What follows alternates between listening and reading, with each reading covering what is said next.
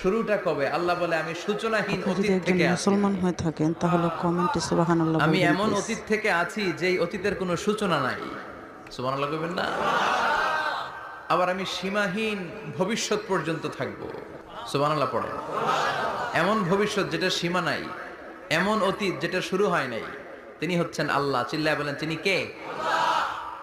এজন্য আমরা বলি রাদিতু বিল্লাহি রাব্বা। রব হিসেবে আল্লাহ তোমারে পেয়ে আমরা খুশি।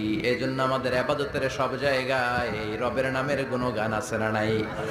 আমরা যখন রুকুতে যাই আমরা পড়ি সুবহান রাব্বিয়াল। আবার যখন আমরা সেজদায় যাই আমরা পড়ি সুবহান রাব্বিয়াল আ'লা। রুকুতে গেলে সুবহান রাব্বিয়াল আযীম।